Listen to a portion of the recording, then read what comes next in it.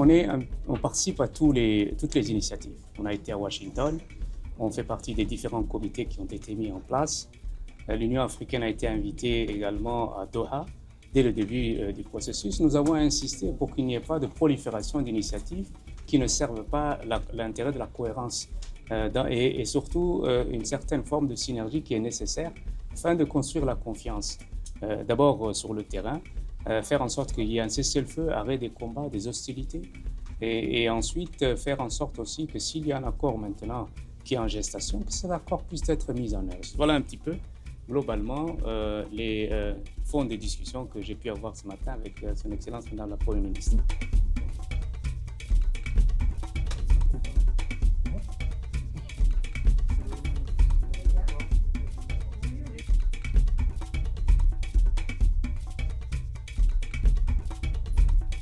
J'ai eu l'honneur de rencontrer le président Lourenço, président de l'Angola, mais aussi président en exercice de l'Union africaine. J'ai eu l'opportunité de lui faire part d'un message de son homologue et frère, le président Félix-Antoine Tshisekedi. Et nous avons évidemment passé en revue la situation sécuritaire du pays, le processus de paix qui sont en cours aujourd'hui, non seulement l'accord de Washington, mais le processus de paix à Doha.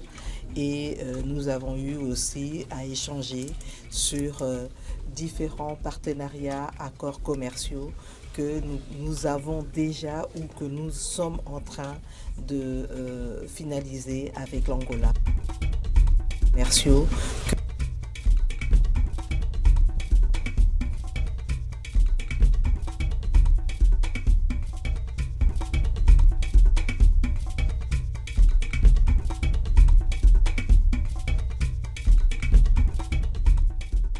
Le peuple africain souffre toujours de la fracture numérique et la technologie, le leadership japonais pourrait réduire cette fracture et assurer pour que la technologie aide les pays africains pour qu'ils puissent rattraper.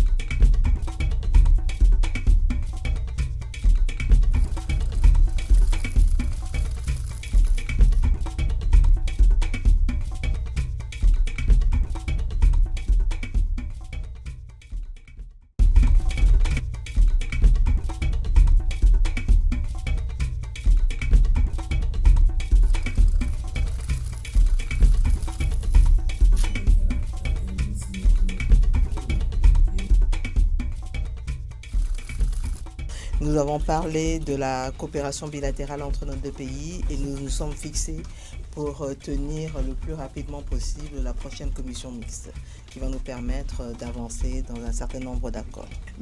C'est une plateforme qui nous est accordée par le Japon et je pense que c'est important aujourd'hui de marquer le pas, de montrer que l'Afrique a une position importante au sein du développement, pour le développement du monde, parce que nous avons aujourd'hui une place prépondérante. Nous avons beaucoup à apporter, chacun, nous, la RDC en tant que pays solution pour les questions environnementales ou la transition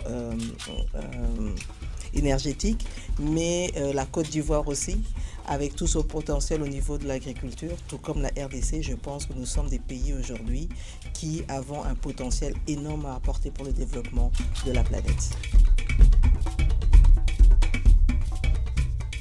Mais il est de notre intérêt de le faire parce qu'il n'y a pas de développement sans la paix. Et ce que nous demandons pour tous nos pays africains, c'est la paix, la stabilité, pour avoir l'opportunité de nous projeter dans des perspectives beaucoup plus heureuses pour nos populations. We talked about the PDL program and the progress that has been achieved so far, and I was able to thank the Prime Minister for the support that we continue and the commitment of the government to this program, and to reassure her of UNDP's commitment to continue to deliver so that the communities can.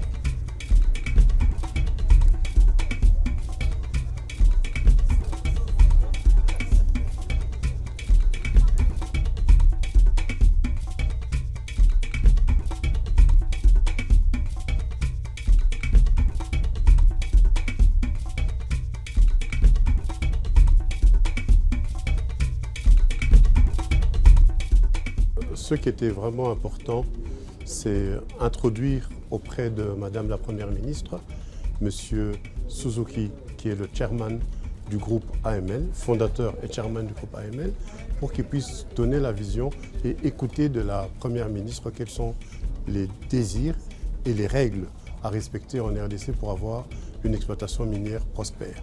Donc nous avons eu un très bel échange avec Madame la Première ministre qui a donné tout son support à ce projet et Monsieur Suzuki a exprimé le planning, comment on va avancer et estimer les investissements qu'on va apporter et les améliorations qu'on va apporter en termes d'éducation, en termes d'infrastructure et aussi bien sûr en termes fiscaux.